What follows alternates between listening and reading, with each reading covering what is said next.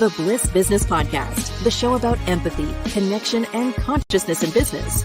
Today's episode is brought to you by Zero Company, your paid search, social media, and programmatic ad experts. Welcome to today's Empathy Expansion Kit episode. In today's show, we're going to briefly explore how AI tools might support employee well-being by identifying stressors and facilitating emotional support mechanisms. I'm Stephen Skash here with Tulio Siragusa. Hello. So a study in April said 1 in 4 companies use AI to support HR work right now, but 76% of HR leaders believe they will be using AI solutions in the next 12 to 24 months. Now, a lot of this may be related to things like hiring and payroll, but we're in the cusp of this really weird spot here where all these AI tools are just about on top of us. They're coming online, and we're seeing some of this gathering data in the workplace here and analyzing different things. So what we kind of want to dive in here is the good side of this. There's obviously this dark side of this bad, ways these things can be used, this sort of dark mirror episode of, employment. We'll get into that maybe into a longer podcast, but we're talking about just the mentoring, the helping build love into your business. Can these tools help do some of that? Tulio, what are your thoughts here? I think this is very exciting because if you really care about your people and your team, then you obviously want to find ways to be supportive, to be encouraging, and where appropriate, maybe lift them up when they're down. So how do you do that unless you have this continuous daily interaction, which could come across like trying to micromanage people? It's a difficult thing to balance. So it takes time and energy, and most of us don't know how to identify every little thing that's going on. So AI can really help tremendously. Look for things like sentiments or tonality, perhaps in email messages or even internal communication and things of that sort that can indicate that someone may be undergoing some stress or some challenges that is an opportunity to go and support them. And what I like about it is if everyone sort of opts into this, it becomes a way to have, someone, a co-pilot or a mentor or even a therapist, I guess, just supports you along the way. And it's private. So it's not like a boss or someone from HR is coming to me and saying, hey, I noticed you're a little stressed. It's more like the system saying, are you okay? How do you feel today? Maybe it's an emoji that someone types in and there's some supportive commentary that's provided. And it's totally personalized. That's what I like about AI. It can personalize it. So imagine you have a team of hundreds of people. There's no way every HR practitioner could have every skill set needed to support 100 people. It's just impossible. So someone might need a little bit more love in their interaction. Someone might need a little more empathy. Someone might need a little more compassion. Someone might need a little more patience. And there's no way to have all those skills. So AI can do that very effectively. And I think it's super empowering if we create a model where employees can opt in so that they voluntarily will get this kind of support. It's private, kept between them. But there's also some components to it where there is a trigger for management or HR, not as a oversight kind of thing, but more of a supportive, loving thing to say, hey, we're seeing this sort of thing going on across the organization. Maybe there's a need for some training, some EQ training, some offsite event, something to get people together. These are all tools to help create more engagement, more cohesion, and more collaboration amongst the team. Yeah, I could see that with you're talking about it being private, but I could also see the overall morale, like your score, right? Your happiness score, or there's probably a bunch of scores already out there for this, but you could see, if you got 100 different employees and saying, hey, yeah, morale's kind of dipping here. Imagine you make an announcement, some changes happening, whatever's going on, and you can instantly get a pulse on the organization. How are people reacting to that? How are people feeling about that? And that can inform how you deal with the situation. So maybe you realize, oh man, we missed the mark here. We need to be more supportive. Or you might get some great news, like we did a really great job on how we handle this. Let's make sure we do it again the next time the same way. There's things that we can learn through that kind of monitoring and analysis that can help bring more human into the organization. That's really what it's about. That's the purpose of using these kind of things as a feedback loop, is to enable the emotional well-being of the team. And right now, it's a complex thing to do. With AI, it's still a complex thing to do, but it's scalable and it can be done on a personalized level. And I think it's a beautiful thing on how AI will benefit individuals and organizations as well.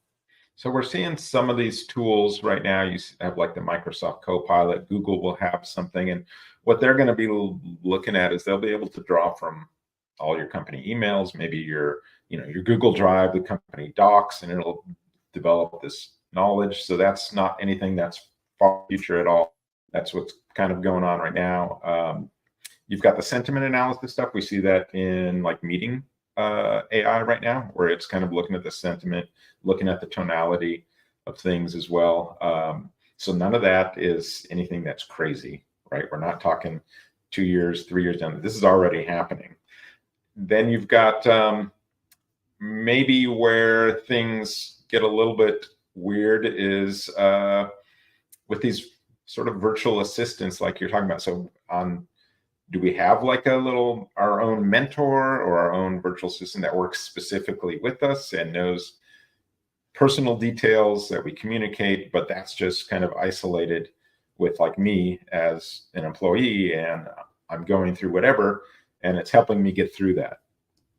I think that would be the best thing that can happen. We all have some habits that kind of repeat themselves or creep up at some point or another, depending on what's going on in our lives. And sometimes we catch that after the fact, which that's not preferred. You want to try to catch it before. So there's some predictive things in there that AI can do. So having that personalized AI assistant or mentor could be one that says, hey, you're going on a pattern that you've repeated before, and this has been the outcome in the past. Maybe try it this way, right? So it's like an opportunity to catch something before you do something that you are really trying to work on as an individual. And so I think that's where there's tremendous opportunity for AI to create value for the individual. But organizationally, it could be also valuable where you can support the individual, but you could do it in a subtle way, right? So, for example, we know if someone's searching for something online and there's a company that offers that service and they're buying those keywords, they can pop up an ad, right? So it's very timely. It's that zero moment of truth. I'm looking for something. There's a company that's got something that you're looking for, that they offer it, and then you got a little ad that pops up very conveniently, like, oh, it's right there. I was just thinking about that, right? So, yeah, I think there's opportunities even amongst the employee base where maybe someone's browsing an intranet or something, where it could be subtle in popping up something suggestive that is based on some learnings that could be very timely for that individual. So this is where it's going to get a little tricky to do it in such a way that's respectful and dignified and subtle, which is why I think opting in is going to be key, right? Just transparently saying, hey, this is what's available to you. Would you like to opt in and get some feedback? It's private, that kind of thing, I think is going to play a big role. What if you and I are having a conversation and, we're exchanging emails or something, and I'm just not getting it, what you're saying? Do you see AI being something where you can say, hey, help me communicate better with Stephen here. This is what my goal is. How can we get through to him basically on this aspect, where it kind of knows me a little bit and says, oh yeah, you need to do this, this, and this? Would that be, or is that, do you think, too intrusive? No, I think if the organization is one that's caring and empathetic, it's natural for people to want to opt into that scenario. I could see easily in a conference call typing into the chat saying, I'm having a hard time understanding what this is about. And the chat could say, hey, I've summarized this for you because it knows how you learn. Don't worry about it. I've summarized this for you. After the call, we'll just go through this. But if it's like, yeah, maybe it'll trigger your chat and it says, I think you need to clarify these 3 points a little bit more, right? So Triggers my chat, so I'm like getting it's some like feedback. your chat to attack my chat. It's kind of like that, right? I always equate it to this idea when we were children and we just went to mommy, right? And mommy spoke to the other mommy, and they just they just kind of fixed the problem for us because we didn't know how to communicate it or understand how to resolve the problem, right? And I'm not suggesting that AI should treat us like a bunch of children, but in some cases, it feels like we're a child when we don't feel comfortable saying, I'm not understanding this, because it makes us feel like a child, right?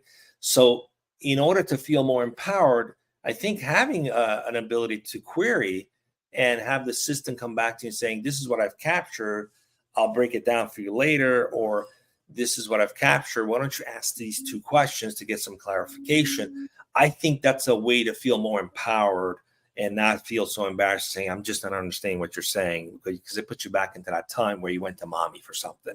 So, it's just the way we're wired. So it's got to feel empowering at the end of the day.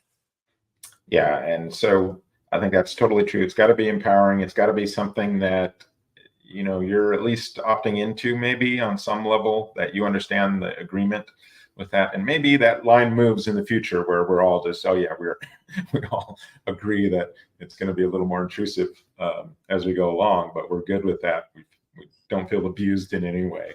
And so that line. Some of us in the older generation are more concerned with that than the newer ones. Yeah, they're exactly. more open to that kind of thing. They're totally, they live in the open, perpetually connected all the time. So that's not going to feel so strange to have that kind of feedback loop right there at the moment, I don't think. Well, hopefully we've got some good, ethical, loving guidelines around all this. That's it for today's Empathy Expansion Kit episode. Join us tomorrow for Thursday's guest conversation, and we'll see you in the next Bliss Business podcast.